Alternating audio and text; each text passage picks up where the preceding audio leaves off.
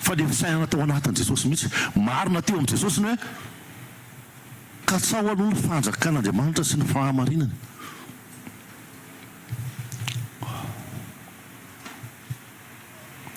Any amin'ilay fanjakan'Andriamanitra saintsainy n'isan'andro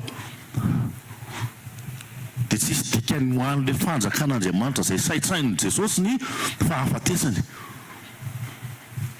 Satria any amin'ilay fanjakan'Andriamanitra ilay fahafatesany mihitsy no mitondra fahavelomana anazy, fahavelomana ho azy any amin'izay fanjakana misy anazy izay izy ny mpanjakany. Fa ny fahafatesany tetiny mahatanteraka an'ilay izy.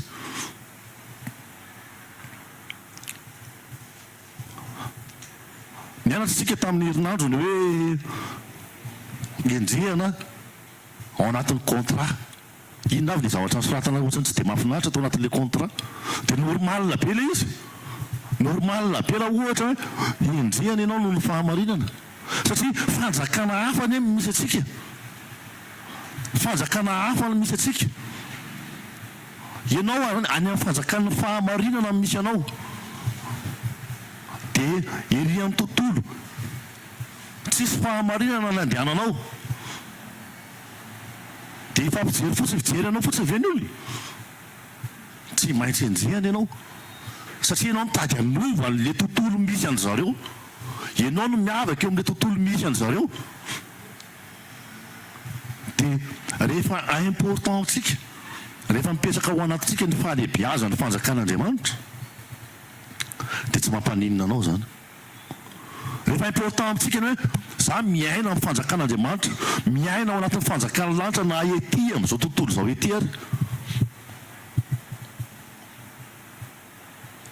Tsy maintsy misy vavolombelona, tsy maintsy mijoro vavolombelona zany tsika. Hoe zao ilay fiainana ao anatin'ny fanjakana misy an'i Jesosy io. Zao ilay fiainana ao anatin'ny fanjakana taritin'i Jesosy io. Tsy maintsy mijoro amin'ny fahamarinana. Na endrehana ary dia miaritra. Miresaka foana ny fanjakan'ny lanitra. Ny saina foana ny fanjakan'ny lanitra ho zavatra ambony.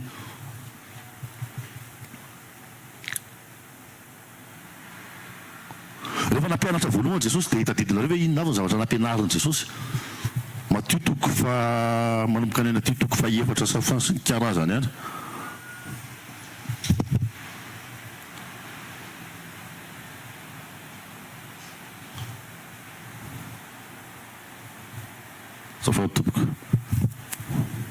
Matio toko faha-efatra vakitsika ny andiny fahafito ambin'ny folo ohatra. Tamin'ny andro zany nanomboka ny toriteny Jesosy dia nilaza hoe mibebay ianareo fa efa akaiky ny fanjakan'ny lanitra. Ano no teneniny voalohany. Tsisy fitenenana mihitsy aho hoe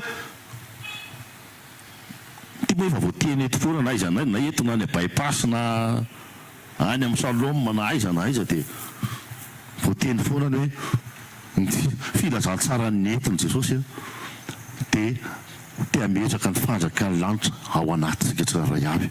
Fa tsy hoe zavatra ty ivelany no maneho an'ilay fanjakan'ny lanitra. Tsy hoe zavatra ty ivelany anana an'izao tontolo izao, ny fanana an'izao tontolo izao dia tômôbilina sy trano sy roplanina sy ny karazany. Fa ny fananana ao amin'ny fanjakan'ny lanitra dia ny toe-panahy. Ny fananana ao amin'ny fanjakan'ny lanitra dia toe-tsaina. Mifantoka any amin'izany fanjakan'ny lanitra zany. Ka na inona mety ady sy fanendrehana atao ety amin'izao tontolo izao ety. Ka mitady handravo ilay fanjakan'ny lanitra ao anatinao, fanjakan'Andriamanitra ao anatinao, dia tokony vonona amin'izany tsika. Ary mila vonona ao anatin'ny fandresenana izany tsika. Hoy izy ny ten'Andriamanitra hoe sambatra ny mahantra-panahy fa azo ny fanjakan'ny lanitra. Sambatra izay endrehana noho ny fahamarinana fa azo ny fanjakan'ny lanitra. Haintsika tsy enjery zany. Mahantra ara-panahy endrehana zany no mahazo ny fanjakan'ny lanitra. Fa raha ety amin'izao tontolo izao ianao no miteny an'izany, tsy hain'izao tontolo izao miaina an'izany endrehana zany. Tsy hain'izao tontolo izao zany miaina anaty fahantrana zany. Fa ny an'izao tontolo izao dia ny anan-karena ihany. Ary ny tena dangereux ny zava-doza dia ny toe-panahy indraindray matetika tsy fantatra mitem-panahy mbola tadiavintsika hoentina mahazo ny arenana zao tontolo zao. Ny zava-panahy mamplito fa tsy nitem-panahy. Ny zava-panahy mbola tadiavintsika hitodika amin'izao tontolo zao ihany. Manana fanomezam-pahasoavana, ny lavako an'iny fanomezam-pahasoavana iny dia azahoako vola.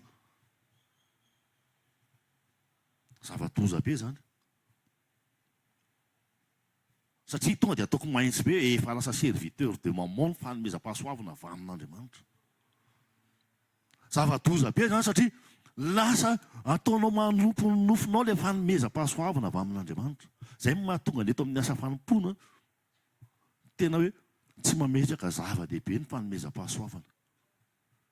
Satria tsy mahamaritra mihitsy ny maha-polo-lanitra anao tokony hiaro an Jesosy tamin'io fotoana io. Tamin'ilay fotoana ilay izy niresaka tamin'ny Pilato zany, tsy mahamaritra n'iny mihitsy ny fanomezam-pahasoavana anananao. Nalefa nge mpianatra tamin'izany fotoana zany dia ahoana ozy izy mpianatra rehefa nirahana izy na ny devoly ary manaiky anay. Nalefa mpianatra dia nanasitrana zahay efa nanana fanomezam-pahasoavana fa tsy garanti fa nierova mpianatra an Jesosy zany rehefa nila famonjena izy. Tsy garanti fa nierova mpianatra an Jesosy zany rehefa hoe miatsika ady izy. Ary tsy garanti fa mahavitanao. Tsy antoka fa mahavitanao miaritra ao anaty ady ny fanomezam-pahasoavana. Tsy miantoka mihitsy hoe ianao mahay manasitrana amin'ny marary dia misy fanendrehana eo. Dia hoe ny fanomezam-pahasoavana manasitrana amin'ny marary no miantoka anao hoe mahay miaritra an'izay fanendrehana izay ianao. Tsia. Tsy fanomezam-pahasoavana no mahay miantoka anao anatin'izay faharetana amin'izay fanendrehana izay. Fa ilay fanahinao an'ilay toetra tahaka an Jesosy, toe-panahy tahaka an Jesosy, miaritra. Miara-miaritra amin'i Jesosy.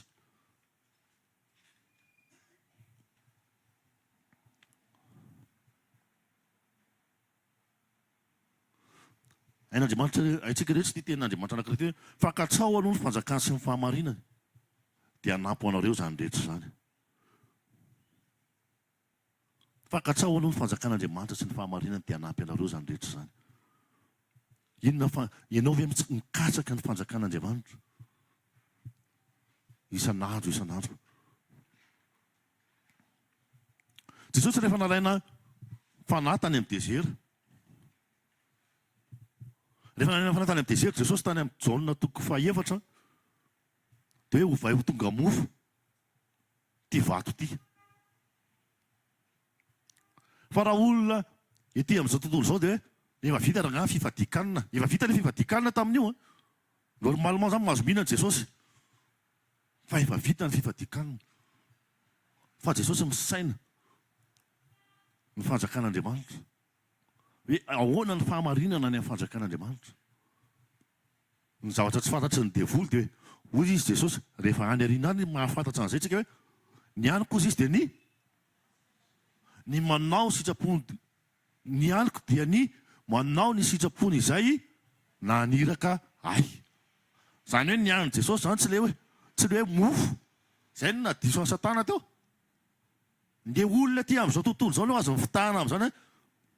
Mety hoe za zany ny azo mipetahana tamin'izany hoe tena efa nao le rehefa tambazo mena kely sy any nefa tonga dia mihinana. Raha za dia mety tratrany. Fa Jesosy tsy tratrany satria ny an'ny Jesosy tsy mena kely sy ramanonaka na pain-béréau na sandwich na inona karazana mofo tiana nataon'ny Satana teo. Fa fahatanterahana ny sitrapon'ny ray. Tsika mila mahay miaina ohatr'izany. Mifantoka foana amin'ny fahamarinana ny tenin'Andriamanitra. Ny teneniko hoe za zao dia mety tratrany satria za mety mbola tsy mahay miaina izay fa za rehefa vita efa tantaraiko teto ngamba fifadikanana nataoko voalohany nirava tamin'roa fifadikanana indray andro. Nirava tamin'roa vita ilay fifadikanana loka anankiroa tao amin'izay maika haingakaingana be mihitsy. Fifadikanana voalohany ataontsika zany tena. Dia izay mahatonga ana miteny hoe raha za zao dia tena mety tratrany devoly raha hoe zany tambazana tamin'io. Satria tsy mbola nahay an'ilay hoe ny aniko dia manao ny sitrapony izay maniraka. Rehefa misaina foana ny fanjakan'Andriamanitra tsika, rehefa mihevitra foana ny fanjakan'Andriamanitra tsika, dia afaka marina tahaka an' Jesosy io. Le izy aza ilika hoe Jesosy rangany nanao an'izany a. Fa efa nianarantsika teto hoe efa nianarantsika teto le hoe izay efa narehitra manohitra fa Jesosy Kristy dia tonga nofo dia efa nahany antikristy zany. Efa nianarantsika teto zany. Dia rehefa manilika tsika hoe rehefa manao zavatra zany tsika hoe misaitsaina n'izany fanjakan'Andriamanitra zany ka manilika tsika hoe any amin'ny maha-Andriamanitra an' Jesosy no aniliantsika n'ilay zavatra niretan' Jesosy dia izay ilay atao hoe fanahany antikristy. Fa matoa Jesosy na mpianatra an'iny manome fanahany manako velona ao anatintsika dia tokony haintsika ny miaina amin'iny zany fa tsy afaka manilika intsony tsika hoe Jesosy Andriamanitra nahatonga anazy niaritra tamin'iny. Jesosy Andriamanitra mahatonga anazy misaina foana ny fanjakan'Andriamanitra. Tsy izay ka. Ny entin'Andriamanitra maninontsika ny entin'Andriamanitra ao anatin'izany fisainana zany. Satria araka ny tenena teo ho avy ny fanendrena rehefa tsy manana an'izay fisainana izay tsika hoe fisainana ho an'ny fanjakan'Andriamanitra dia mora mitsoaka ohatra ny mpianatra tamin'izany fotoana zany. Tsy rehefa tsara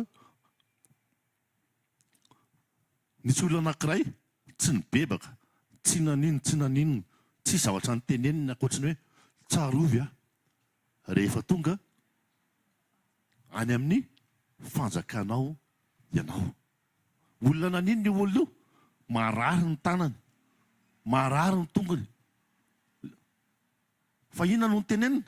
Tsarovy rehefa tonga any amin'ny fanjakanao ianao. Tonga dia imediat mivalim-bavaka. Satria maninona? Satria ny saina ny fanjakan'Andriamanitra. Ny teniny amin'ny fanjakan'Andriamanitra fotsiny. Tsarovy aho izy rehefa tonga any amin'ny fanjakanao ianao. Azo antoka ny valim-bavaka raha ianao tsika no misaitsaina ny fanjakan'Andriamanitra. Ary ilay valim-bavaka natena azo ny tira lahy ty teto tsy hoe nahitsana izay moa nangatany teo amin'ny ilany. Midina ny tenanao dia ampidiny koa zay. Izay no nangatany le teo amin'ny ilany dia le lany vorona amin'ny masony. Le amin'ilay filma zany misy an'izay a.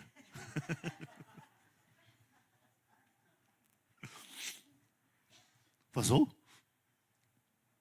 tahaka an' Jesosy hoe ny fanjakako izy izy ny fanjakako izy dia tsy mba eto amin'izao tontolo izao. Be da be ny olona niresaka tamin'i Jesosy nanambara izay rehetra nanantenany an' Jesosy. Nikodemosy nisy niresaka taminazy. Fa navalin'i Jesosy dia ny fanjakako tsy mba eto amin'izao tontolo izao ny fanjakana izay omaniko. Fa ny olona nanantena ny fanjakana, nanantena an' Jesosy daholo ny amin'ny mety hanavotana anazy tamin'ny fanjakana romanina, pression amin'ny fanjakana romanina tamin'izany fotoana izany. Ny fahantrana isan-karazany. Fa mitsarika antsika ny tenin'Andriamanitra. Ny fanjakana izay misy antsika matoantsika enjehana, matoantsika alefa any anaty dezera, dia manomana antsika amin'ilay fanjakan'Andriamanitra izay ho avy. Ny tena marina ny fanjakan'Andriamanitra dia tsy aiza ozy izy fa efa ao anatinareo. Ao anatintsika ilay fanjakana. Izay ilay izy, ilay ao anaty ilay fanjakan'Andriamanitra fa tsy ilay any ivelany, tsy ilay miseho ivelany. Ianao zany raha mahita hoe pasteur tena hoe feno katikatina be dia hoe tena hoe marina ao anatiny. Ilay izy tsy voatery hoe diso koa nefany. Tsy hoe marina be ao anatin'iny ny fanjakan'Andriamanitra, fa ny ao anatiny aloha ka. Ny ao anatiny aloha, satria ao anatin'ny fanjakan'Andriamanitra. Le niteneniko hoe katikatina be teo raha ohatra ka, le niteneniko tamin'ny voalohany teo hoe mety manana ny zavatra rehetrarehetra noho ny zava-panaraka an'Andriamanitra izy. Fa hoentiny amin'ny katikatina sy ny karazany avy eo izay azony rehefa avy eo. Izay ilay danger niteneniko tamin'ny voalohany teo. Ny fanjakan'Andriamanitra tsy aiza fa ao anatinareo izy. Raha misy zavatra tiany Jesosy ho hita sy marina, dia ny ao anatintsika mifantoka amin'io fanjakan'Andriamanitra io. Ny ao anatintsika mifantoka amin'io fanjakan'Andriamanitra io. Ninona pression, ninona fahaterena ety amin'izao tontolo izao, dia ataovy marina amin'ny fanjakan'Andriamanitra ny zavatra ao anatinao. Na fahafatesana ary tahaka an'i Jesosy teo amin'ny fotoana io. Nahazo proposition hoe ao fa libereko ianao raha ohatra ka. Fa tsy izay ny fahamarinana amin'ny fanjakan'Andriamanitra. Amin'izao olo izao ny eviko izy Jesosy rehefa avy eo. Izao ny eviko. Fahamarinana amin'ny fanjakan'Andriamanitra rehefa oriana tsy maintsy ny aretany eo. dia mahaiza miaritra tsy haiko zay ve ny tokony hamaranana anazy raha misy fanendrenana raha misy zavatra hieretana raha misy désir andalovana dia mahaiza miaritra dia fahaizana miaritra dia mifatoka amin'ny fanjakan'Andriamanitra ninninona zavatra eo alohanao rehefa important aminao ny fanjakan'Andriamanitra ka hoe hitanao hoe tsy voakitika io na inona tonga na inona miampy na inona miala na inona zay mety mifandimidimby eo rehefa tsy voazongozona ny tena hoe fahaveloman'ilay Jesosy Kristy ilay mpanjaka ao anatinao mpanjaka ny lanitra ao anatinao zay no mila imasoantsika na mandalo désert nisan'ny fampianarana zao moa isan'ny tamin'ny sabotsy fa maninontsika na lefa ny anaty désert manamanokana tonga dia tsotra be satria tao amin'ny sa edena Damaseva dia naninona vetivety kely dia nitsoaka vetivety kely dia désobéir vetivety kely dia niala tamin'Andriamanitra fa ny zanak'Israely rehefa tany amin'ny désert dia nanao ahoana iny fois isaky misy zavatra midona dia antsoina Andriamanitra nosesy fa zao mitady an'Andriamanitra sika efa ohatra zao désert zany ny isan'ny lalana hitan'Andriamanitra fa hoe mety noho ny sa edena aza matahotra miditra désert zany fa lalana ahafahantsika miaona amin'Andriamanitra ny any amin'ny désert tsy sanatria hoe manozona fa ataovy valeur ao anatinao fotsiny hoe misy fanjakan'Andriamanitra misy fahamarinan'Andriamanitra azoko iainana après an'ity désert ity rehefa miditra ato anatin'ity désert ity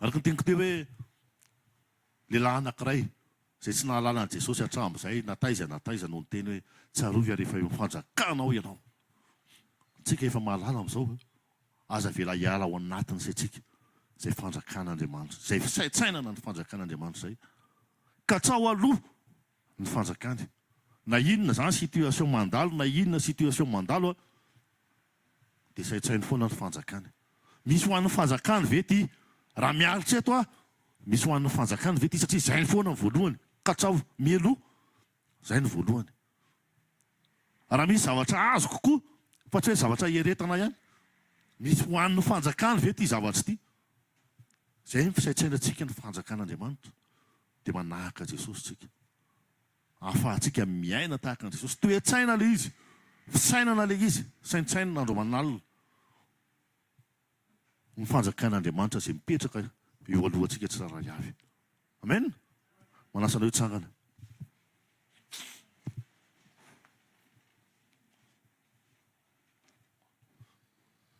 dia letsika hivavaka dia tonona eo anatin'ny vavaka hoe tompo aoka hifantoka mandrakariva ao aminao satria ny fanjakanao ny fisaintsainako na inona situation mandalo na inona misy na inona tsy misy na inona fiaina na inona banga dia aoka isy anjara foana ho an'ny fanjakanao zany ny fisainako voalohany ny fieritseretako voalohany ny toe-tsaiko voalohany Jesosy dia ho an'izany fanjakanao zany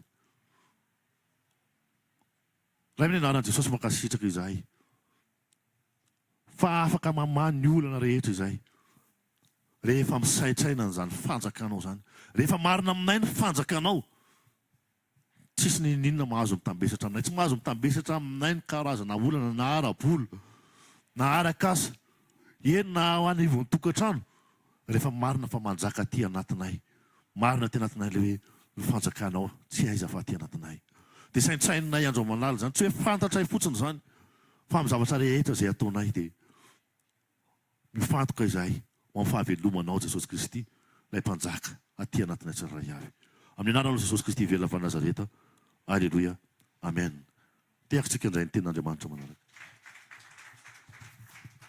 alleloia fifaliana ho andray mbola miona aminao eto amin'ny fanatrehan'Andriamanitra androany amen vavaka atsika misaora tompo ny amin'ny fampatsivanao anay tompo fa misy zavatra senao fantoanay saintsainay sy ho tanteranay dia momba ny fanjakanao androany izay tompo dia tonga amin'ity androany marina ity dia tia tafatafa aminao tsy hoe amaolana fotsiny fa tena iombona sy ray aminao manjaka fa ny masino mitary fa ny masino amen afaka mipetraka atsika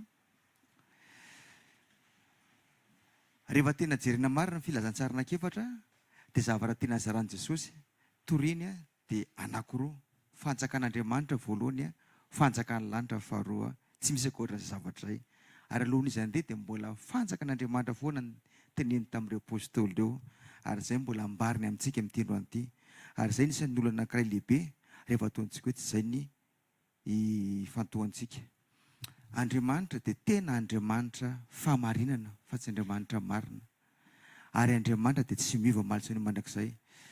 Manana anjara moa anao dia nanontany tompo hoe inona tompo ny zavatra zarako, dia ohatra mbola nitoy ny zavatra izay napetraka ny tompo tao amiko tamin'ny heriny. Andriamanitra ozy ny teny raha Salamo 4:4 dia ozy ny teny hoe fa efa nizaha toetra anay ianao Andriamanitra, efa nanadio anay ianao tahaka ny fanadio volafotsy amin'ny memy. Amen. Any ny volafotsy zany raha ny teny Andriamanitra ty dia tena tian'Andriamanitra adio mihitsy na volamena ary adio mihitsy tsy misy petina. Ohatr'izay ny tian'Andriamanitra zasy ianao, tiany zasanao adio tsisy petina, mitovy aminy. Ary zany le mahatonga ny olona matetika mitady heverin'ny olona hoe fa misy olana dia hoe angamba le tsy fahasalamako ny tenany olana, na hoe ny olana ny eo amin'ny fiarahamonina na amin'ny ara-bolana amin'ny ara maro samihafa. Fa ny tena marina ny olana dia tsika tian'Andriamanitra tena adio tsisy petina, araka ny famarana ny Jesosy ny teniny ao amin'ny Matthieu 5:20 hoe okinareo izy ny teny Jesosy ho tanteraka tahaka ny fatateran-dray izay any an-danitra. Izany hoe tena tiany Jesosy mihitsy tsika, tena hoe tena tanteraka. Ary mila ekensaintsika zany, ary possible zany rehefa tsika tapa-kevitra satria ny fahotana ireo olona simple. Rehefa izy anao zatsy anao tsy ataonao io e. Fa raha mbola izy ny ohatra mbola misy tia kelikely ty dia mbola atao foana io. Rehefa tapa-kevitra tsika hoe za te ho tanteraka dia tanteraka ianao miaraka amin'ny fanampian'ny fanahy masina, satria vonona fanahy masina hiaraka amintsika. Araka ny teniko teo hoe Andriamanitra tena tsy tia fahotana, tsy tia hota izy. Ary rehefa ataontsika hoe nitondra ny hotantsika Jesosy, natao hota izy, dia fantantsika fa n'Andriamanitra ray ary na nomely lamosina azy. Ary teo Jesosy ny samba ny teny rehefa niantso Andriamanitra hoe tsy ray noho izy teo hoe Andriamanitra, Andriamanitra nahoana dia mafoy ahy ianao. Satria na dia Jesosy izany any ary tsy nanota fa nitondra ny hotantsika dia nanome lamosina Andriamanitra. Maizina ny tany ozy ny Baiboly satria tafasaraka tamin'Andriamanitra Jesosy. Ary zay zavatra zay tian'Andriamanitra patsevina antsika hoe mavesatra amintsika ve zany sanatra izany hoe tafasaraka amin'Andriamanitra zany. Alleloia. Tsara miaino fa tsara ihany koa antsika hoe tena miombona amin'Andriamanitra. Ao amin'ny Matthieu 5:19 dia tsikeran'ny fariseo momba ny fampianarana voatolotry ny razana Jesosy. Dia misy 5:9 sy 7 vakiantsika ny Matthieu 5:19 manao hoe ity firenena ity ho Jesosy dia manaja ahy amin'ny molony fa ny fony kosa manalavitra ahy. Ka foana ny ivavahan'ireo amiko raha mampianatra ny didin'ny olombelona ho fampianarana izy. Amen. Fantantsika amin'izao fotoana izao rehefa tsy vita ny devoly tsy manakana ny olona tsy any am-piangonana, ahodiny ny olona mba makany amin'ny didy fampianaran'olombelona fa tsy fampianaran'Andriamanitra. Mila mitandrina antsika. Dia zay natonga ny teny tompo eo ambony eo manao hoe ny olona manao zany dia manaja an'Andriamanitra amin'ny molony fa ny fony manalavitra an'Andriamanitra. Tsy hanao zany amin'ny anaran'i Jesosy tompo. Amen. Zay mahatonga antsika hoe eo ny fanahy masina manampy antsika foana fa Andriamanitra tsy tia zavatra arohoroy-paratsiana zany. Rehefa miteny Andriamanitra dia ao amin'ny tenin'Andriamanitra iny araka ny teny Jesosy manao hoe fiadanako anareo, fiadanako avelako anareo. Tsika maniry azany daholo ambony tany teo mba tena tiako sitrahana zany. Ary zavatra iny efa nomeny, efa navelany fa miankina amintsika. Amen. Asanao mandinika fa nisy fotoana ohatrana manokana zao mandinika za zany fa tena ao. Mandeha ny ten'Andriamanitra kay mbola tsy ao satria misy zavatra hitsana foana ao. Amen. Aza reraka. Fa raha taminao vao mifo ten'Andriamanitra mila ary ny fahotanao tonga dia kivy ianao. Tonga dia tsy vita intsony zany. Endry Andriamanitra fa miankina ny hitahitantsika mahatonga azy miala tsikelikely. Alleloia. Zavatra anankiray napetraka ny tompo tamiko tamin'ny heriny momba ny Abrahama tamin'izy mbola Abrahama ny ten'Andriamanitra hoe mialanao amin'ny tany niavanao sy amin'ny rainao sy tany niavanao izy fa mandana hany. Andriamanitra tsy nanoro-toerany hoe any Egypta na hany fa mandana hany, zany hoe tena tanjon'Andriamanitra tamin'io dia Abrahama miala tamin'ny havany satria misy fanompotsamy be tao, tsy ahitan'Andriamanitra ny Abrahama ary tsy ahitany Abrahama an'Andriamanitra mihitsy satria hitan'Andriamanitra fa tena mitadin'Andriamanitra fon'ny Abrahama.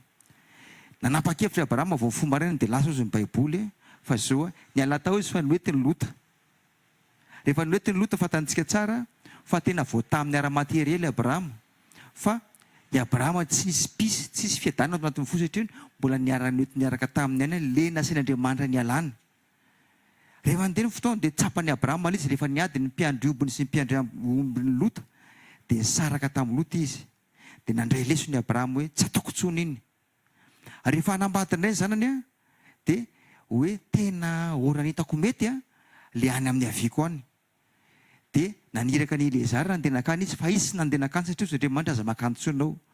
Dia Eleazara fatantsika tsara fa Eleazara le avy any Damaskosy le mpanompony tao hoe ny manao hoe tsy mety zany hoe angatabady tsy eo lohana angatana vady tsy eo fa zany dia makany mandehana ozy izy fa afaka amin'ny finianako anao ozy izy raha ohatra ka tsy mendreo vady. Tonga tany dia nazy ny Rebeka fatantsika tsara zavatra izay. Rehefa tonga dia nahazo vady i Isaka zanaky Abrahama fa i Abrahama sy nakany satria ozy Andriamanitra aza makany miala tany. Nandeha ny fotoana rehefa ataontsika hoe niteraka indray i Isaka tamin'ny Rebeka dia niteraka ny Esau sy Jakoba. Nisy olana izy mirahalahy tsy dia hidirantsika lalina ny olana io fa vakio ho an'izay mbola tsy mahafantatra dia nisy le fiadiana hoe Mateo zoky anankiray tsy ny raharaha le fahasoavana amin'Andriamanitra mahazoky azy zany ianao zoky io misy lanjany lehibe ianao fa asam-banina zany io. Amen. Tsy hoe tena hanindrina ny hafa fa raisa misy tombontsoa amin'Andriamanitra ao anao.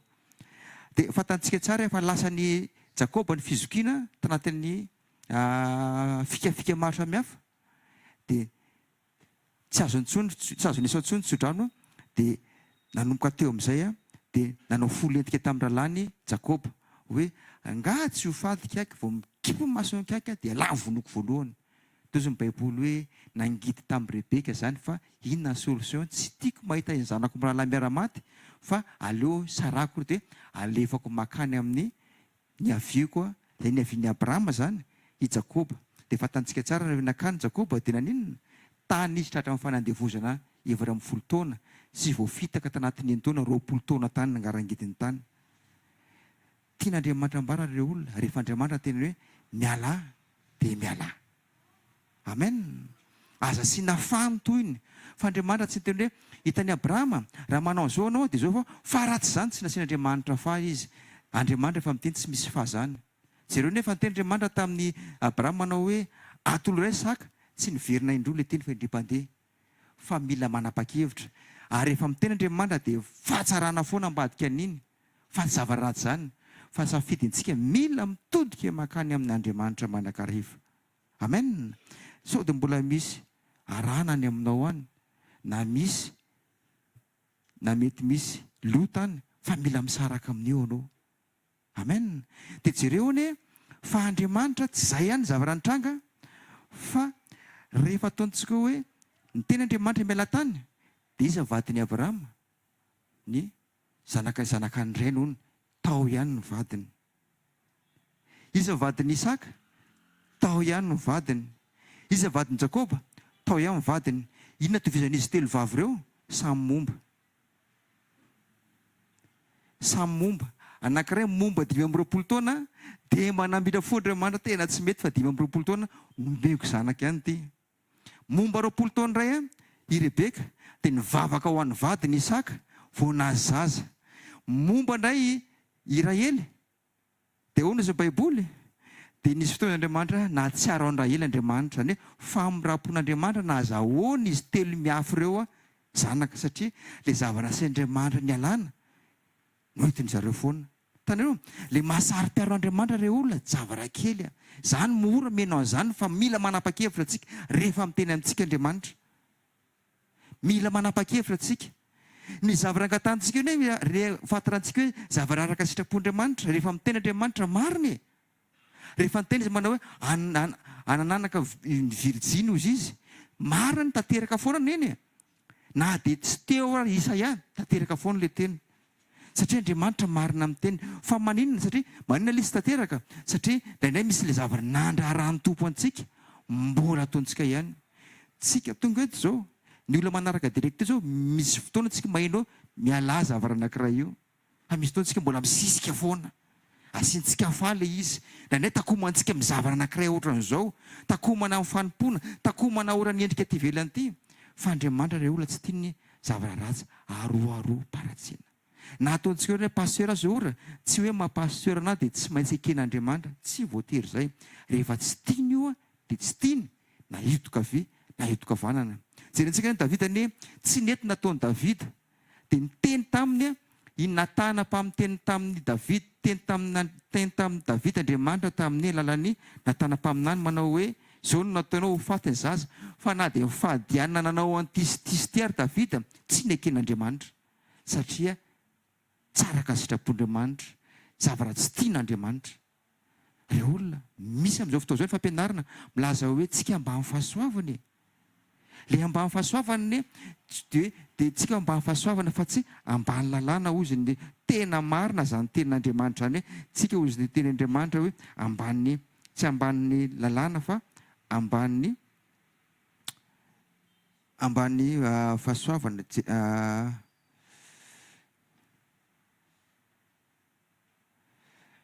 Romanina toko fahenina, Romanina toko fahenina. Andihy fefatra amby folo amin'ny anaran'i Jesosy Tompo. Fanota tsy manan-kery aminareo, fa tsy ambany lalàna ianareo, fa ambany fahasoavana. Amen. Rehefa tena tsy mitandra, rehefa ataontsika hoe velona ao anatin'ny olona anankiray ny fanoheran'ny ten'Andriamanitra dia tsy pazan-devoly ohatra ny tenin'Andriamanitra izany ilay olona hoe ambany fahasoavana fa tsy ambany lalàna, dia afaka manao ny rehetrarehetra. Halleloia. Zaho ohatra ataontsika hoe efa nisy ny teny tampoka anao hoe ilay tokantrano maso tokony miala amin'izany, miala amin'ny vadin'olona. Fa orany tsy dia nanina fa 5 taona zay, 10 taona zay a. Tsika ambany fahasoavana. Tiako miteny hoe fa ny ota tsy manan-kery aminareo. Le hoe ota tsy manan-kery amintsika dia izao ny dika le izy. Raisiko izao tamin'izaho mbola sy nandray ny tompo, mbola tovitovolahy, mbola jejojejo, mbola inona izy dia mbola miaina tanatin'ny fahalotom-piainana. Dia misy fotoana dia mandeha dia mamabokotra akanjo mahita ny vatana aseho zany e. Dia tamin'izaho mirehireh fa zao tena menandray hoay tena dala misy tamin'ireny. Saika mitovy amin'ny biby angamany. Biby ary amin'izao fotoana izao ampitafiana akanjo. Biby ary amin'izao fotoana izao ampitafiana akanjo. Misy ny olona tsy fantatra zany e. Tena zagaka ireo olona amin'izao fotoana izao. Misy olona tena hoe mitafy mampiseho vatana be ireny. Fa ny olona manao an'ireny a, misy fanahy fijangajanganao. Na dia ataontsika hoe na toerana misy azy eo amin'ny fanimpona. Asanao fa misy fotoana miaingo a, fantarana hoe tsy hoe rasy ilay miaingo. Fa misy fotoana hitanao hoe zany norma hoentiko manome voninahitran'Andriamanitra. Fa misy fotoana mihoatra ilay izy dia tady a hoe manomboka hitanao ilay izy hoe manomboka tenao aty mba hisarika ny anina. Izy zao lefa le zavarandraran'Andriamanitra, andraran'Andriamanitra zavara anankiray iny. Halleloia. Raha vao manao io dia manomboka tahaka ny verina makany arana any amin'ilay nandraran'Andriamanitra. Dia rehefa ataontsika hoe nanompo Andriamanitra dia tsy nisy niteny tamiko mitafy akanjo anao. Fa na mandeha plage ary orana mandeha piscine dia manao t-shirt miaraka amin'ny short. Dia misy fotoana amin'ny piscine ireny misy le maître nageur manko dia voateny foana hoe tsy izao ny teny io. Satria hitako hoe efa manomboka tsy mety zany mitanjaka zany. Azonareo? Dia ohatr'izay arakaraka iombonantsika amin'Andriamanitra misy zavatra anankiray tsy tianao azy le ota. Fa mahatonga le ota mbola iainana. Satria misy zavatra mbola tsy maty ao. Dia iny le marinana nefa iny le tsy tian'Andriamanitra iny. Halleloia. Mety miteny ny olona, mety miteny ray aman-dreny, mety miteny fiarahamonina. Fa rehefa Andriamanitra teny hoe tsy tiany io dia tsy tiany io. Inona zao zavatra ny tenin'Andriamanitra tamin'ny zasy anao? Hoe tsy tiany. Mbola eo hoe tsika mba anankiroa fa tena afaka tanteraka. Zay mahatonga ilay tenin'Andriamanitra. Tsy ilay irintsika ny tsy tian'Andriamanitra omentsika. fa tsy tian'Andriamanitra tsika tafasaraka aminy. Tsy ary tafasaraka aminy araka ny tenyandriamanitra no hoentin'ny pasteur teo manao hoe tian'Andriamanitra tsika tena ao anatintsika fanjakan'Andriamanitra ary tonga ny fanjakan'ny lanitra tsika ndray androany. Fa zao mila tsika misaraka le amin'ny endrika arana sy endrika lota eo amin'ny fiainantsika. Amen. Noentin'ny Abrahama ho avy ihany le avany dia Sara momba 5 taona. Napaka vaty indray izy any Rebeka. Isaka napaka vaty any amin'ny tany eny momba 20 taona. Dia nakany indray Jakoba naka vady Israely indray mbola momba ihany rehefa avy amin'izay. Fa aza minaloha famindram-pon'Andriamanitra. Dia mety nitenina hoe namindran'Andriamanitra fo i Abrahama, namindran'Andriamanitra fo Isaka, namindran'Andriamanitra fo Jakoba. Za koa possible. Tena tsy fantatra zany. Maro ny maty. Ray tapitrisany maty, ray na roa miverina veran'Andriamanitra eto ambony tany, fa tsy miverina daholo ny be sy ny maro. Ka ianao mety ilalao famindram-pon'Andriamanitra, tandremo. Matsiaro ny ten'Andriamanitra tamin'ny rahan'ny ray aman-dreny izay misy fotoana manao hoe tandremo izy pasteur Frank manome hevitra an'Andriamanitra ho jamba. Ina moa zany hoe mihevitra an'Andriamanitra ho jamba zany? Zavatra fa nandraran'Andriamanitra anao dia mbola ataonao. Zay no mahatonga ny olona manao hoe zay ny olona mihevitra an'Andriamanitra ho jamba. Efa miteny izy manao hoe aza manao an'io dia mbola atao ihany. Misy fotoana izy hitan'Andriamanitra tiantsika fa tsotra miombonina aminy mangatamy fany masina nampy anao fany masina fa tsy misy zaka-tsain'Andriamanitra fahana rehefa hitahitantsika tia hiala amin'izany. Amen. Rehefa hitahitantsika tia amin'izany. Misy mantsy ny olona zao ataontsika hoe tsy fantara hoe orany nitovy zao izy mianaka Sara sy Rahely. Rehefa tsy niteraka zareo dia le mpanompo nameny amin'ny vadiny hoe mitera aminy mba ho anao izy. Amin'izao fotoana zao misy ihany koa ny olona hoe tsy miteraka dia mitady hirika mba te hitady zaza hono. Misy olona fantatra izay le zanaka somary narary dia verivery tadidiny dia akataranaka dia nakany ampivarotoena hiteraka mba azony zafikely. Misy ne zany manodidin'Andriamanitra zany. Misy ihany koa ny olona tsy vitsy zany mba hoe sao dia lasa viaifia fa tena ahoana dia manao tous les moyens sarika mahatonga azo vady. Misy ny zavatra zany fa reny le miverina makany arana reny. Santionina zany zavatra zany. Tena amintsika Andriamanitra androany mizaka vahoamana ho anao. Tsy fantaro inona ilainao fa Jesosy fantemanao hoe fiadanako no avelako anareo, fiadanako anareo. Efa navelana iny tahaka ny hoe misy vola ray trano navelako anao fa tia ny fanalahidy dia tsy alaina ny fanalahidy. Iny fanalahidy le izy dia tsika mantanteraka izay asian'Andriamanitra tantarantsika ary tsy manao zaka izay asian'Andriamanitra izay tsy ataontsika. Mahita fa izay ten'Andriamanitra izay izay tantara voasoratra anatin'ny Baiboly izay hoe niala anao amin'ny tany niavanao sy amin'ny rainao fa any tahiko anao dia androany koa miteny Andriamanitra miala amin'izany. Amen. Tiantsika Jesosy hivavaka antsika alohan'ny akaran'ny mpanompoandriamanitra manaraka. Ray masina tsara indrindra soranao izay androany mbola maheno sy mahatsiaro ny teninao androany mampafantatra anay. Ary izay reto Tompo tsy indrim-pandefa maheno izay ny teninao foana araka ny fombanao na amin'ny alalan'ny soratra masina mivantana na amin'ny alalan'ny toroteny na ao anatin'ny famanginao mivantana koa rehefa mitokana izay na araka ny fombanao. Ary fonana aminay Tompony amin'ny misy fotoana izay minimikipy izay mantanteraka amin'ny filanofonay izay tsy mahasoa anay ary mitondra fisarana aminao izany Tompo malala-tsanino. Fa androany izay mbola ampatsevonao hiala amin'izany Tompo fa tsy sitraka ao izay ny tenin'ny soratra masina nefa tesan'ny ratsy fanao izay teninao fa ilana amin'ny faratsino izay ny teninao miala ao izay ny teninao. Misaora Jesosy io ny amin'ny fitiavanao anay fa zany tena fitiavana tsy le manome izay iry fonay Tompo ny teny tianay fa ny teny dia mampahafantaranay lalakalehanay sy mahatonga anay tafio nateraka aminao. Makasitraka raha io ho anao mifankasitrahana mandrakizay amin'ny anaran'i Jesosy Tompo. Aleloia. Amen. Tia tanana mafipitsika ho an'i Jesosy. Andao tsika hivavaka. Saory Andriamanitra fa efa niresaka taminao izy dia sokafo indray fonao teneny Jesosy hoe mitenena amiko foana Jesosy fa voninakatoanao ataovy mivavaka ao. Raha amin'ny anaran'i Jesosy mankasitraka anao ny amin'ny fanairana, ny amin'ny fampatsiahivana. Misaotra fa efa niresaka taminay ianao tao anatin'ireo teny marobe teo aloha teo. dia ankatoanao zahay androany koa Jesosy dia mbola sokafako anao ny foko mba andreanao ankatoanao. Misaotra rahay amin'ny anaran'i Jesosy. Amen. Amen na. Manana fiadanan'i Jesosy amintsika tsirairay avy. Hoy izy ny teny mpanompon'Andriamanitra teo hoe tao alohan'ny pasteur Frank mila misaina ny fanjakan'Andriamanitra. Jesosy dia nametraka mialofoana ny fanjakan'Andriamanitra. Jesosy dia niaritra noho ny fanjakan'Andriamanitra. Jakoba toko voalohany 2:12 manomboka isika. Jakoba toko voalohany 2:12. Izao voasoratra amin'ny anaran'i Jesosy. Sambatra izay olona maharitra fakapanahy fa rehefa voazahatoetra izy dia andray satroboninahitry ny fiainana izay nolazain'ny tompo omena izay tia azy. Amen. Averiko vakiana ilay izy. Izao voasoratra amin'ny anaran'i Jesosy. Sambatra izay olona maharitra fakapanahy fa rehefa voazahatoetra izy dia andray ny satroboninahitry ny fiainana izay nolazain'ny tompo omena izay tia azy. Alleluia. Ny atao hoe tia ny tompo tia an Jesosy dia inona raha iten'Andriamanitra io? Tsy miditra any anaty fakapanahy.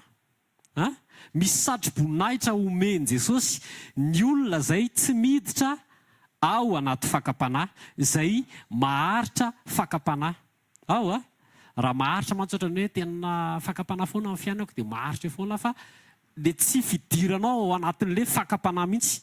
Ny fahasambarana zany dia natao an'ny olona izay maharitra fakapanahy. Rehefa tsy miditra ao anaty fakapanahy ianao dia tsapanao mihitsy hoe sambatra izany fanahiko izany. Tena sambatra izany satria ohatrany hoe tsy hoe ohatrany fa tena izay mihitsy niaritra noho Jesosy ianao. Noho ny fitiavanao an Jesosy sy noho ny fampahazahoana aina ny fanjakan'Andriamanitra ao anaty dia niaritra ianao dia renao ilay fiadanan'Andriamanitra mameno ny fonao. Amen. Ny fitiavantsika an'Andriamanitra dia tsy maintsy zahana toetra. Tsy maintsy zahana toetra ny fitiavana. Tena hoe tia an'Andriamanitra ve ianao? Fa voalaza eto fa misy satroboninahitra izay nampanantenaina omena ny olona izay efa nandalo épreuve ka nirezista tao anatin'ilay épreuve, tsy niditra tany anatin'ny fakapanahy, dia misy ny valisoa izay efa nampanantenain'i Jesosy. Tianao ve ianao mba omeny Jesosy valisoa izany? Tianao ve ianao ho récompensen'Andriamanitra izany hoe vokatry ny fiaretanao terrangahy meko 5 ianao terrangahy meko dona kely ianao dia ilay izy tsy 5 tsy dona kely fa misy satroboninahitra efa nampanantenain'Andriamanitra omena ny olona izay miaritra noho Jesosy sy ny fanjakan'Andriamanitra amin'ny hafa mafy ho an'i Jesosy. Misy fizahan-toetra izany. Tsy maintsy zahana toetra hoe tena tian'Andriamanitra ve ianao. Betsaka ny olona tena hoe te-hiteny hoe tena tian'Andriamanitra fa matahotra an'izany atao hoe hosedraina izany hoe hatraiza ny fitiavantsika an'Andriamanitra. Dia ao anatina sekoly famana olana aza matahotra. Tsy olana izany. Aza matahotra. Izy matahotra hihinana kaiky matsiro be tsisy. Atelomo tsara fotsiny dia hohano tsara fotsiny. Fa ny fakapanahy tsy hohanina fa tsy hidirana. 2:17 eo amin'io Jakoba toko voalohany io ihany. Raha misy alaim-panahy, aoka izy tsy hanao hoe Andriamanitra no maka fanahy, fa Andriamanitra tsy azo ny ratsy alaim-panahy, sady tsy mba maka fanahy olona izy. Tena misy ny fakapanahy. Tena misy ny fakapanahy. Iza mbola tsy nalaim-panahy? Iza ary nefa nalaim-panahy. Tena misy ny fakapanahy. Dia ny fakapanahy tsy Andriamanitra no maka fanahinao. Tsy Andriamanitra no tonga haka fanahinao. Fa araka ny voasoratra, aoka izy tsy hanao hoe Andriamanitra no maka fanahy. Andriamanitra koa nefa tsy azo alaim-panahy. Fa fantatry ny devoly fa tsy fantatry ny devoly fa Andriamanitra Jesosy tena andramany nalaim-panahy. Fa raha fantany hoe Andriamanitra Jesosy dia tsy tonga izy naka fanahy an Jesosy. Na Jesosy ara zany dia nandalo fakapanahy ao amin'ny Mateo toko 4 Lioka toko 1. Io fakapanahy io zany dia tsy avy amin'Andriamanitra io. ahitsitsika zany ny fitenena hoe tena nalain'Andriamanitra fanahy, tsy Andriamanitra maka fanahy fa ny devoly no maka fanahy. 14 fa samy alai-panahy ny olona raha tarihiny filany sy fitahiny izy. Inona ny antony mahatonga ny fakapanahy?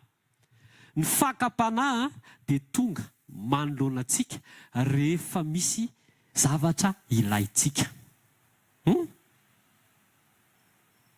Zany vakio tsara ny Mateo 4, vakio ny Marka 1, fa rehefa avy ny fady alina 40 andro Jesosy dia noana dia tonga ny devoly naka fanahy azy tamin'ny famadihana ny vato ho tonga mofo.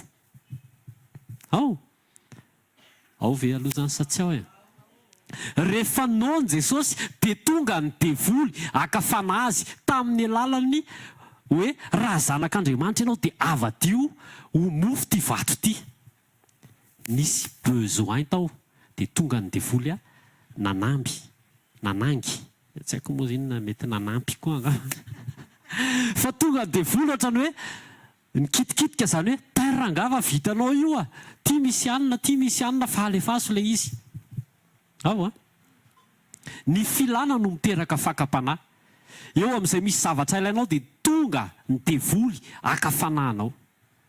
Rehefa misy olona mila manambady, tonga ny fotoana ohatrany hoe tokony hanambadiana dia mivavaka zany le tovolahy na le tovovavy hoe ohatran'izao ny olona tiako vady, ta Jesosy mila olona mipetraka le besoin. Dia tonga amin'izay ny devoly mitondra le zavatra ohatrany hoe nentinao amam-bavaka alefany eo anoloanao. Tena ohatrany hoe iny mihitsy. Dia raha vao tsy velona tsara ny discernement dia latsaka ao anaty fakapanahy. Amen. Tsy amen zany ka. Teneny hoe tsy amen zany pastera. Tsy latsaka ao anaty fakapanahy zany ianao. Amen na? Tsy latsaka ao anaty fakapanahy zany ianao. Samy alai-panahy ny olona rehefa misy besoin.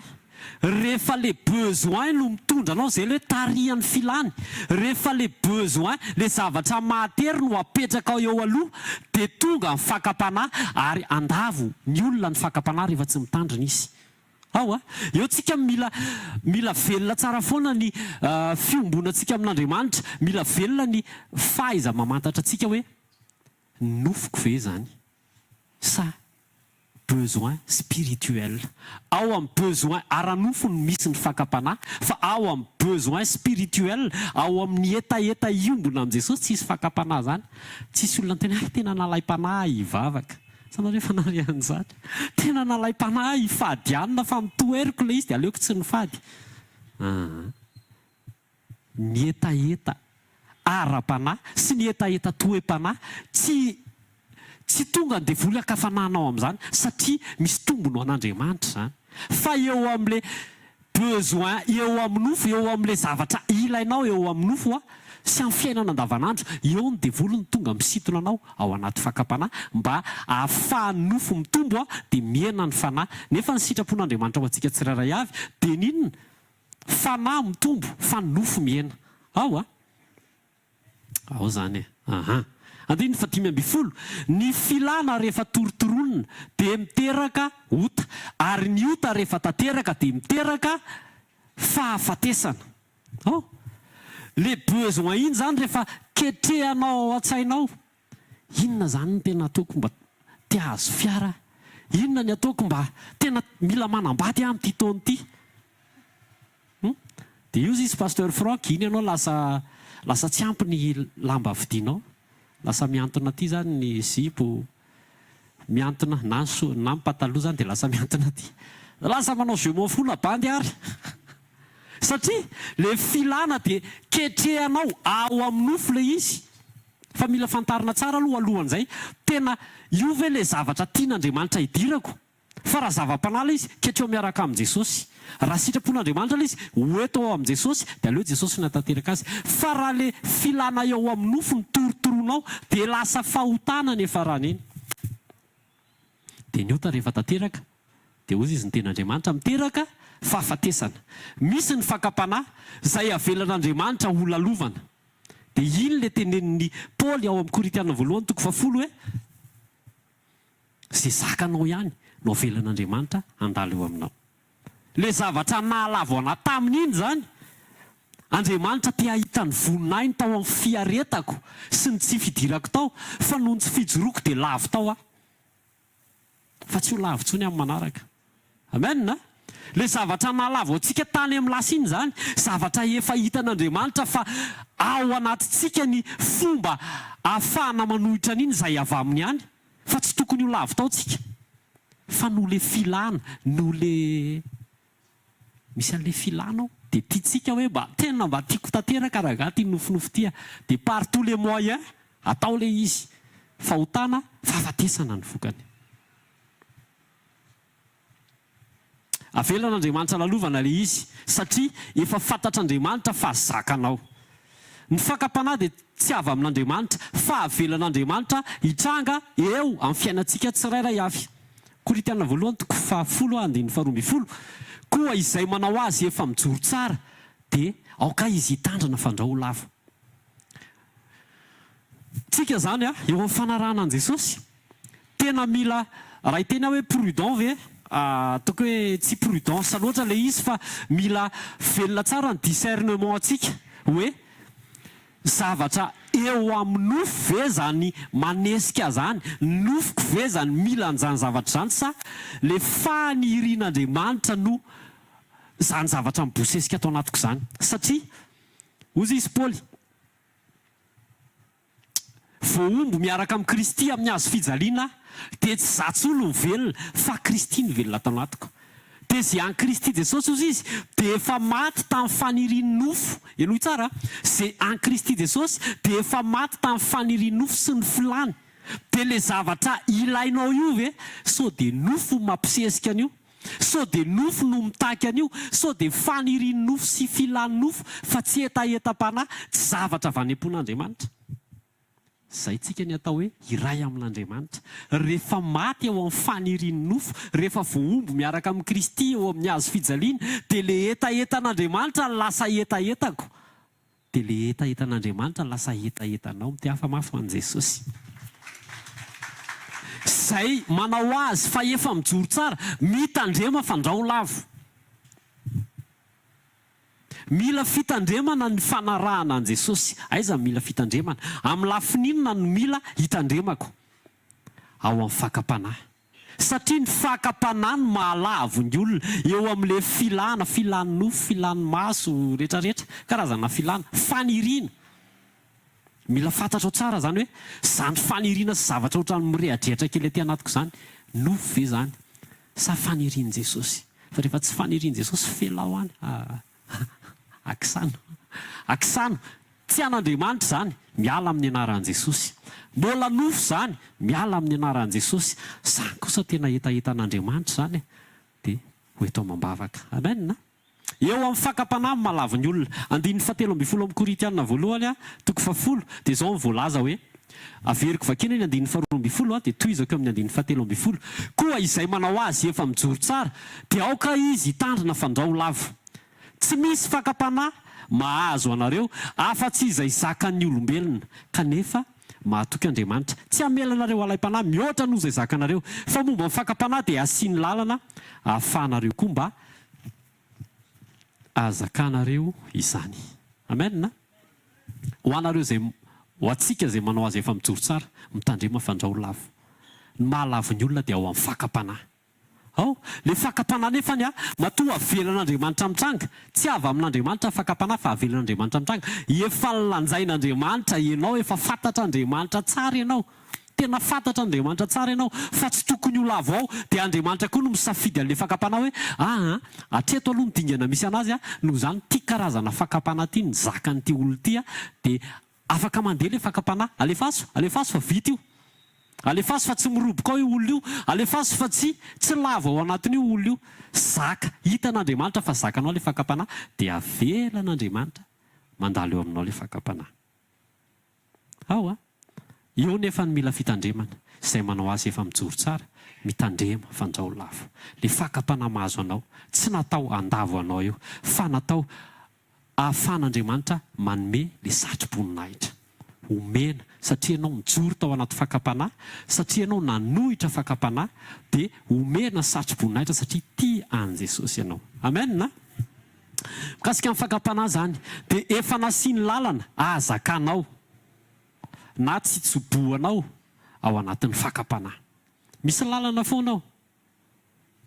Fa rehefa tsy ampivavaka, rehefa tsy ampy fiombonana amin'Andriamanitra, rehefa tsy maty amin'ny tena, dia entin'ny filany, tarihan'ny filany, dia lasa miroboka ao anaty fakapanahy. Manomboka androany, tsy tantarantsika intsony izany latsaka ao anaty fakapanahy izany, amin'ny anaran'i Jesosy. Tsirairay avy izay tonga eto olona mandresy fakapanahy. Amen na? Ny olona tsirairay avy izay tonga eto olona tena hoe fierté an'Andriamanitra. Mandeha ilay fakapanahy avelan'Andriamanitra mitranga, iny ianao fa tsy milatsaka. Hoy izy Jesosy, hitanao zany, alefaso ny fakapanahy fa tsy milatsaka ao zany io. Tsy milatsaka ianao tena hoy Jesosy, zany ny zanako zany. Miaritra noho ny anarako izy, miaritra noho ny fanjakako izy, miaritra izy satria tia, miaritra izy satria hiaraka anamboninahitra amiko. Izay miaritra amiko no miaraka manamboninahitra aminy. Amen na? Am Jesosy ny resaka fa tsy za. Miereta noho Jesosy, miereta noho ny fanjakany. Izy niaritra noho ianao. Tenenina foana amintsika hoe na za rery ary, na enao rery ary ny tonga teto ambonin'ny tany, dia nidin' Jesosy niaritra ny fampahoriana mba hamonjenanao. Inona no valitsika an Jesosy? Ny sorehetra izay nataony atsika. Ndao hiaritra no Jesosy. Zakanao io. Tsy mangidy zany io. Ozy izy ilay pasteur nitsangana teo aloha teo. Tsy haiko na tamin'ny fito iny na tamin'ny fito sy fahatelo na tao aorianan'izay. Ny fakapanahy, ilay pasteur voalohany, pasteur Nirina. Ny fakapanahy dia miodiody eo fotsiny. Miodiody eo fotsiny. Tsisy olona niterena zany, tsy maintsy mijangajanga. Ambanako basy alahy tsy maintsy mijangajanga. Hoy izy pasteur zay hoe, nisy nanery anao nga hoe tsy maintsy vahana amin'ny bouton anao. Tsisy. Tsisy. Miodiody eo fotsiny fa rehefa tsy sokafanao ny varavarana, miala maina izy. Manomboka androany hiala maina ny devoly eo amin'ny fiainanao e. Mivavaha tsara. Inona nataon'i Jesosy? Ny fo marain'alina izy baraka toko voalohany dia nakany anefitra. Ny fo marain'alina Jesosy dia nakany anefitra ny tokana ny vavaka. Alohan'ny andresen'ny fakapanahy, io tsy vita ny heritsainao e. Raha vao tsy ampivavaka ianao dia miroboka ao. Vao tsy ampivavaka ianao dia latsaka. Fa mivavaha, miombona amin'ny teny. Tenin'Andriamanitra ihany no nentin'ny devoly nakana fanahin Jesosy. Fa ny Jesosy tonga dia ambony be ny discernement. Ny fiankofako, tsy omeko devoly. Ny atao hoe fiankofana dia fankatoavana. Fankatoavana. Miteny angeny devoly, Jesosy angeny noany. Noany Jesosy dia niteny devoly hoe raha zanak'Andriamanitra ianao, tsika tsy hiditra any amin'ny hoe inona ny mahazanak'Andriamanitra. Fa hoe, ozy izy ny devoly, raha zanak'Andriamanitra ianao dia teneny ty mofo ty ho tonga vato. Zavatra nilainy Jesosy, noany Jesosy. Kanefa tsy nankatoa devoly Jesosy. Ny fakapanahy dia mety hitovitovy amin'ny tenin'Andriamanitra ihany. Mety hitovitovy amin'izay nambaran'Andriamanitra ihany. Fa mila velona ny discernementsika. Mila mihaino an'Andriamanitra tsara tsika hoe tena sitraponao ve ny hidirako amin'ity. Tsy fahotana amin'ny mamadika vato tonga mofo. Fa satria ny devoly no nibaiko an'i Jesosy dia tsy niditra Jesosy. Tsy fahotana amin'ny manambady, fa efa voasoratra hoe aza mety asiana zioka tsy atonona anareo hikambanana amin'ny tsy mino, dia aza miditra amin'izany. Amen. Amen na?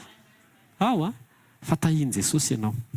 Andao tsika hitsangana dia andao tsika hivavaka.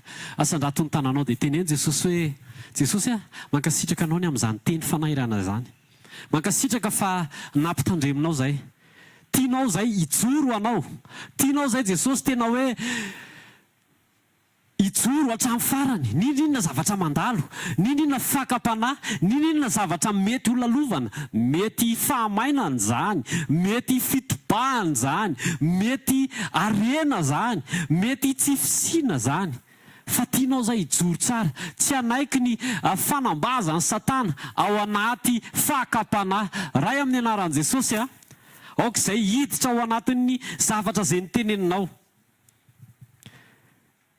hiditra andray ny ohatra ao Jesosy, nanana fiainam-bavaka mandrakariva, nanana fiainam-bavaka, fiainam-piombonana amin'Andriamanitra, tsy velona ho an'ny tena fa velona ny discernement. Ray amin'ny anaran'i Jesosy, tehirizo ny tsirairay avy, tehirizo misaotra ny amin'ny fakapanaza iavelanao lalovanay, satria ianao dia te irehareny aminay tsirairay avy ianao Jesosy misaotra fa manomboka androany tsy ataonay niaritra fotsiny teo amin'ny hazo fijaliana ianao, fa asianay lanjany, omenay vidiny ny aretanao anay tsirairay avy, ka ho setrin'izany Jesosy dia hijoro izay ho anao amin'ny anaran'i Jesosy. Amen. Amin'ny anaran'i Jesosy. Amen. Halleloja. Eo am-pitsanganana ihany ho tononoko ny tsodrano dia rehefa avy eo ataontsika ny filazana. Ray soara ny tsodrano izay ho tononona amin'ny anaran'i Jesosy. Falohan'izay isaory Andriamanitra fa nitondranao namakivaky izy nandritra ny volana janvier, février, mars, avril, mai, juin. Ifarana ny volana juin amin'ny herinandro ity dia tiako ianao hisaotra an'Andriamanitra ny amin'ny fitantanany ianao. Mety nisy valim-bavaka tsy tonga fa tsy maninona izany, mety tonga ny valim-bavaka fa tsy maninona izany, mety tena hoe ilay nofinofinao mihitsy ny tanteraka, tsy maninona izany, mety ilay nofinofinao koa tsy nitanterahany fa tsy maninona izany. Tia foana izy rangaha, isaora izy ny amin'ny tanany sy ny famindrampony sy ny fitiavana ianao nandritra ny volana janvier, février, mars, avril, mai, juin. Misaotra Jesosy ny amin'ny fitantananao, misaotra ny amin'ny zavatra rehetra izay navelanao nandalo teo amin'ny fiainako, misaotra ny amin'ny zavatra izay mbola eo amin'ny fiainako androany, ary misaotra izay tsy eo amin'ny fiainako tsony, misaotra ny amin'ny valibavaka rehetra Jesosy misaotra ny amin'ny tananao izay tsy takatry ny saina, misaotra ny amin'ny fierovana tamin'ny volana janvier, février, mars, avril, mai, juin izay ifarana amin'ny herinandro ity. Misaotra ny amin'ny tapataona faharoa izay ho diavinay amin'ny herinandro ity. Misaotra fa ao anatin'ny tapataona faharoa ity dia ahitany fahamarinan'ny teninao izay eo amin'ny fiainanay tsirairay avy. Misaotra Jesosy ny amin'ny fombanao, misaotra ny amin'ny teny izay nalefanao teo amin'ny fiainanay fa teny manangana, teny mampiorina, teny miazona, teny manitsy ny lalakale ary teny manatanjaka anay mba hahatratrahanay ny ohatra ao Jesosy ahafahanay miombona aminao. Mankasitraka ray amin'ny anaran'i Jesosy misaotra hitahanareo anie Jehovah ka hiaro anareo, ampamirapiratra ny tavany aminareo anie Jehovah ka amindra fo aminareo, ananatra ny tavany aminareo anie Jehovah ka anome anareo fiadanana. Sekolontsika rapitseto mbola misy tia fa mafy ho an'i Jesosy tatazana ny fanatitra azafady. Sekolontsika rapitseto misy